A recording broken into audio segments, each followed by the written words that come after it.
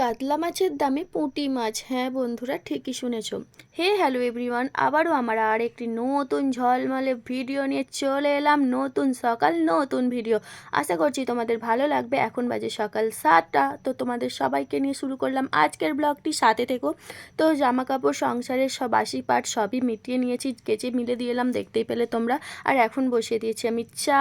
আমার এখন ফুটছে চা। আমরা দুধ চা খাইনি, মিস্ত্রি লেগেছে তার জন্য দুধ চা এখন বন্ধুরা।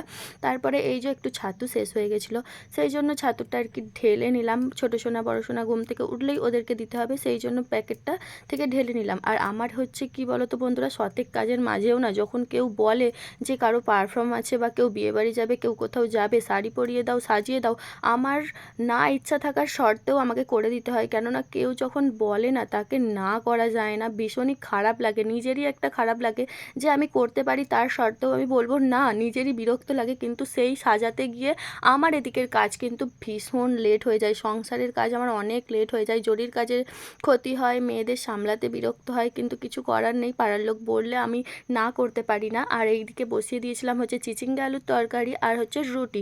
আজকে যেহেতু বাড়িতে মিস্ত্রি লেগেছে, তো তাদের জন্যই আমি খাবার বানাচ্ছি। দেখতেই পেলে বন্ধুরা, আমার কিন্তু চিচিঙ্গের তরকারিটা হয়েই এসেছে, জল শুকনো হয়ে গেছে। এবার হচ্ছে মিস্ত্রিদের খাবার দেব, খাবার রেডি করব। একদিকে মিস্ত্রির কাজ, তারপরে আবার ওদিকে সৃষ্টিমণিকে সাজাতে গিয়ে আমার অনেকটা লেট। এই যে মিস্ত্রিদের রুটিটা সাজিয়ে দিচ্ছি। কি করব বন্ধুরা, একা হাতেই সবটা কমপ্লিট করতে হয়। নিজেকে কি মানে মনে হয় মেশিন মাঝে মাঝে। তারপরে আমার কর্তামশাই, শত বারণ করলাম যে এই চুনোচানা মাছ নিও না গো, আমার আর ভালো লাগে না। এত কাজের মাঝে আবার এই চুনোচানা মাছ বিরক্ত লাগে। এত বড় বড় মাছ দেখে কর্তামশাই লোভটা সামলাতেই পারলো না, এই পুঁটি মাছগুলো নিয়েই নিল। ঠিক আছে, আমারও লোভ লাগছে, কিন্তু হলে কি হবে, আমাকে তো বেছে কুটে করতে হবে না, সেই জন্য আমার একটু বিরক্তই লাগছে। তোমরা দেখতেই পাচ্ছ মাছগুলো কতটা বড় বড়। এই মাছটা হচ্ছে 250 গ্রাম মাছ। দেখতে পাচ্ছ বন্ধুরা, কটা মাছ হয়েছে, হাতে গোনা কয়টা মাছ হয়েছে। আর পুরো কাতলা মাছের দামের সমান, 300 টাকা কেজি। ঠিক আছে, 30 টাকা শ।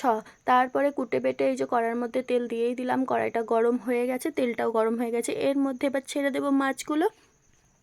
মাছগুলো ভাজা হোক, আর এদিকে আমি হচ্ছে যে তরকারি বসিয়ে দেবো।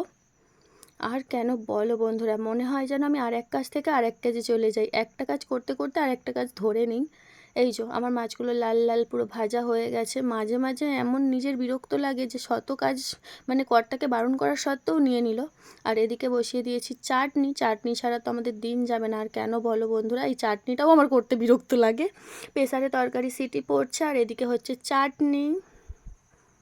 আর এই চাটনির মধ্যে দুটো মাছ ফেলে দিতে বলেছে বড় সোনা, যে মা আমি মানে টকটক মাছ খাবো। ও না, এই মাছ মানে চাটনির মধ্যে মাছ দিলে টকটক লাগে, ওর ভালো লাগে, ওই জন্য বলেছিল বলে ওই জন্য ওর জন্য দুটো বসিয়ে দিয়েছিলাম। আর এই যে এদিকে হচ্ছে ডাঁটার তরকারি, একটু মিষ্টি দিয়ে দিলাম। আর তোমাদের বলে রাখি বন্ধুরা, এই ফুটেজটা আমার অনেক আগের থেকে নেওয়া ছিল।